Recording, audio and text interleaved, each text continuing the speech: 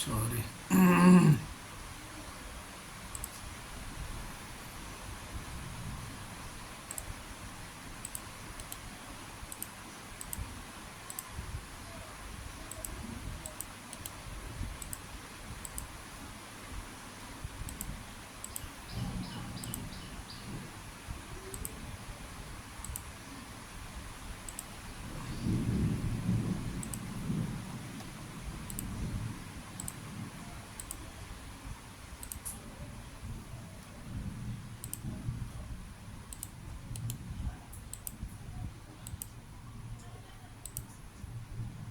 This is trim.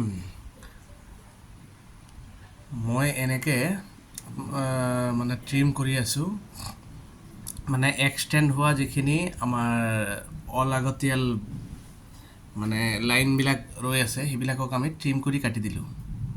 আৰু এইটো আমি বিম লেআউট বনাই আছোঁ। আৰু লেআউটৰ কিছুমান বস্তু আমি দি দিম, যেনেকুৱা কিমান চাইজ হ'ব, এই বস্তুটো আমি কপি কৰি তাতে বহাই দিম।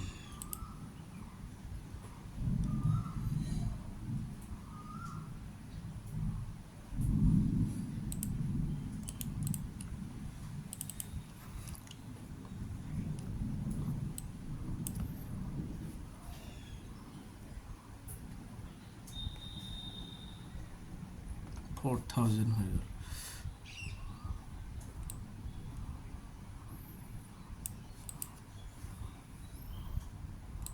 আমি ইফালেও চেম কৰি দিম।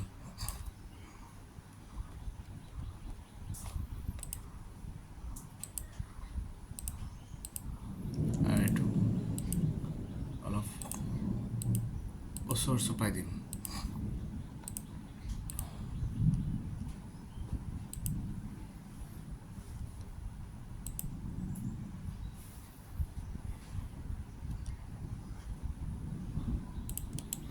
আজি আৰু ইয়াৰ উপৰিও সম্পূৰ্ণ এটা বিল্ডিং কেনেকৈ আমি আঁকো তাৰে ভিডিঅ' আপোনালোকক দিবলৈ চেষ্টা কৰিম। ভিডিঅ'টো আপোনাৰ ড্ৰয়িংটো আমি কৰিম কাজলগাঁও টাউনৰ কমাৰ্চিয়েল বিল্ডিং কৰিম।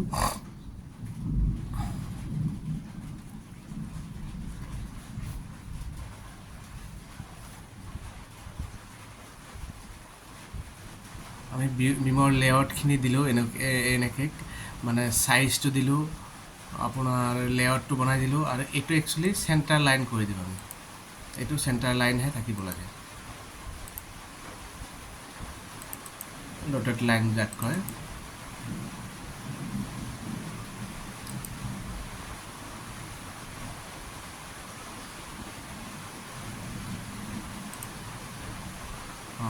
এইটো অলপ আমাৰ প্ৰপাৰ্টিছত গৈ বস্তুটো চেঞ্জ কৰিব লাগিব, ভেলুটো মানে 50 দিব লাগিব।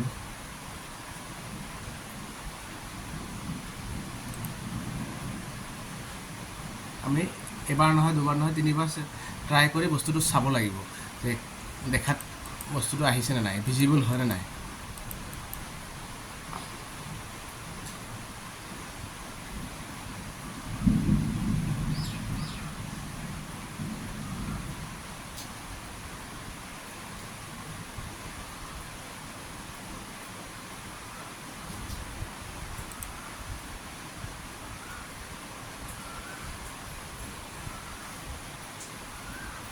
আৰু এইটো মাজে মাজে অটো ছেভ অপশ্যনত ৰাখিব লাগে, যে মানে এইটো অট'মেটিকলি যাতে ছেভ হৈ থাকে,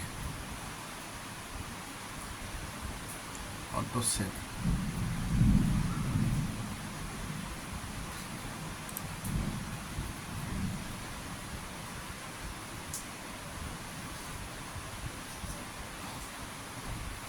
আমি এইটোক মানে বিমৰ লেআউট হৈ গ'ল।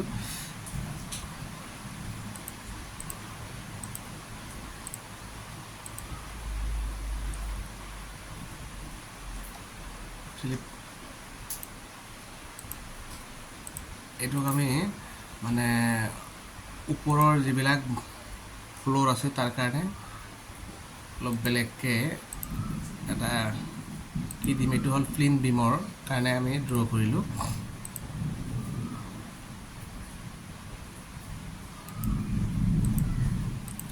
আৰু এইটো কৰিম আপোনাৰ আপাৰ ফ্ল'ৰ বিম।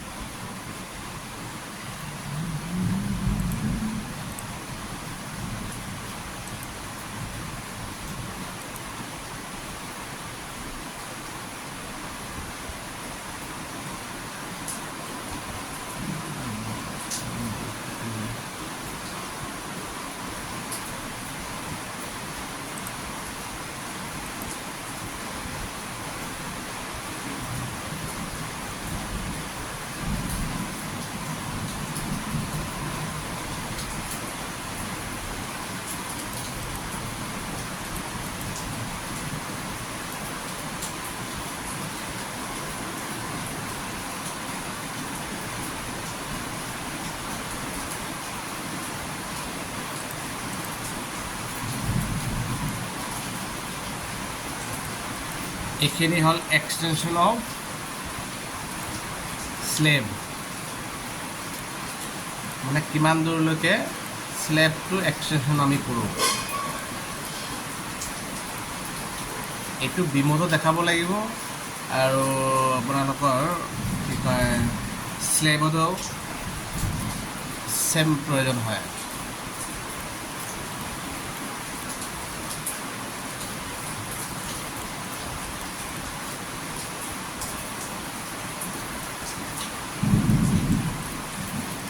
আজি দেখোন বতৰটো খুবেই বেয়া হৈ যায়,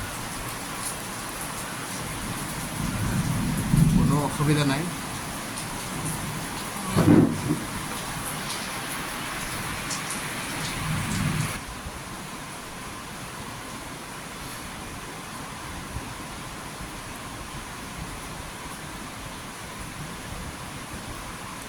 আপোনালোকে অটোকেড শিকিব যদি ইচ্ছা আছে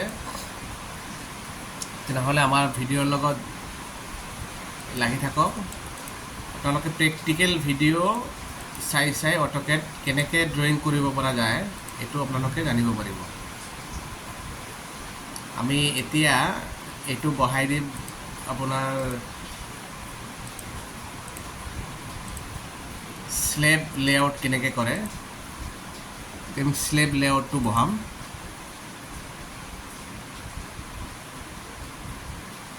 আৰু স্লেবৰ এইটো কি হ'ব, 4 ভাগ কৰি 2 ভাগৰ আমি